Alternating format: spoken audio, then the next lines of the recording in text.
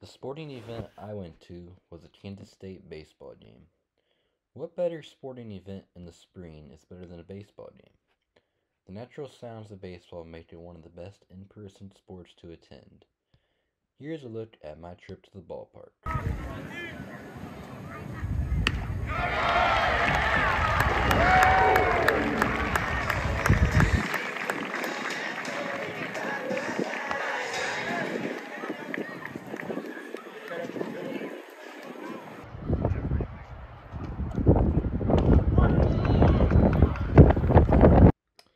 One of the biggest things baseball is known for is the things outside the ballpark. We'll first start with the concession stands. Concession stands are the backbone to any sporting event. Without concession stands, people will be hungry and not enjoy the game as much. The workers of concession stands are extremely important as they are responsible for making food and taking the money. During my time at the ballpark, I got myself a nice hot dog and some M&Ms.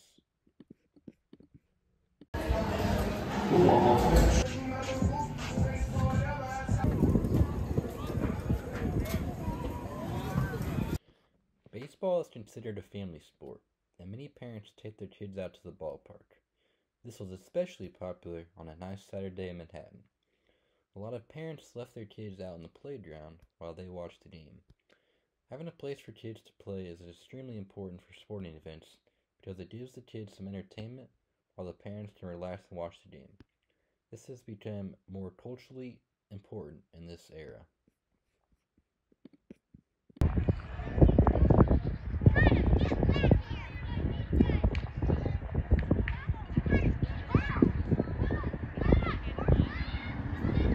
Baseball's turf must be taken care of each day. They must make sure it is smooth throughout and the lines painted haven't disappeared. One of the things that goes on behind the scenes of baseball games is the work the grounds crew does. They make sure the turf is looking good and they paint the lines of the field each day. Without the work of the grounds crew, the field will be a disaster.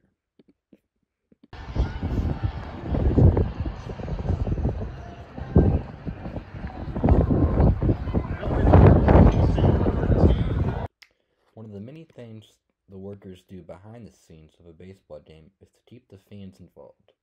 There are many breaks in between innings of a baseball game. One of the things the fan experience team does at this baseball game is do a higher-lower game. The fan must correctly guess if the player's jersey number is higher or lower than the given number. This sparks interest to keep the fans entertained, but to also know the players better and their jersey numbers.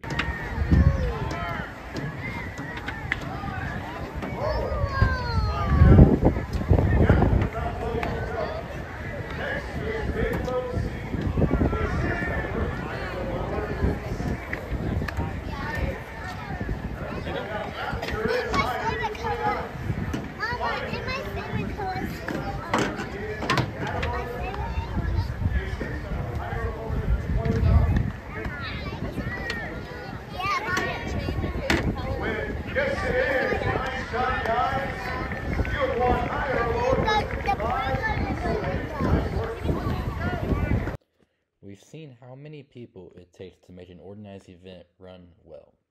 There's all kinds of people, from security workers to the grounds crew to concession stand workers to the umpires to the fans and even the players. It takes a whole lot of people to make up a sporting event. Hello everyone, I'm back again to tell you why sports matter and the impact it's had on people. I met with 5 different people, and here's why they first got into sports. I would say that my grandpa got me into sports when I was younger because we always used to play catch and stuff, and he'd take me to the park and we played basketball and stuff like that. So he really just got me into playing football and sparked my interest, and then I started when I was in kindergarten. So yeah. Growing up, the reason why I did sports was because it was really fun, and also I was able to hang out with my friends every day and just have a lot of fun doing that. And I'm a pretty competitive person, and so just adding that level as well. I would say the thing that got me into sports is, wanting to hang out with my friends. It was a good excuse to go and hang out with my friends outside of school. And I had a lot of fun. It was very competitive, very fun as a young age, and it just carried into high school and further. The main reason that I played sports was for the fun of it, and it allowed me to play with my friends, be active with each other, and it was just our way of having fun. That was the main reason that we started playing sports. So what got me into sports, I was the youngest of my family, and my older siblings all loved playing sports, and growing up I just wanted to be just like them. So I decided I wanted to go out. All my friends played sports, and then my dad decided he was going to be the coach for me, so it all kind of worked out, and I had a great sports career. As you guys can tell, these guys have been playing sports for a while, and it means a lot to them. Now that they are all done with organized sports, here are some life lessons each of them took out of sports, and why sports do matter. The two main lessons that I had from playing sports, the first one was teamwork. A lot of the sports I played was a team game, so to accomplish anything, we had to work as a team to accomplish it. So that's a big thing, not only in sports, but also in life, that we had to work together. So that's one main lesson that I learned from it. Another main lesson that I learned from playing sports is about hard work and accountability. If you want to have success, you got to work hard at it, and you got to be accountable. So just like in life, those two things, if you work hard and hold yourself accountable, then you can be successful in life and in sports. I think the biggest thing that I took away from doing sports all growing up was just to have patience, and that your time will come, and you won't be the greatest right away, but work hard, and your time will come, and that comes with a lot of patience. I'd say the biggest lesson I learned from sports was respect.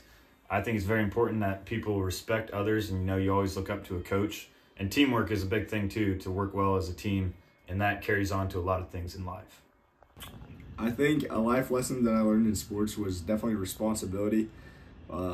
Throughout high school, middle school, and elementary, football really taught me a lot of lessons.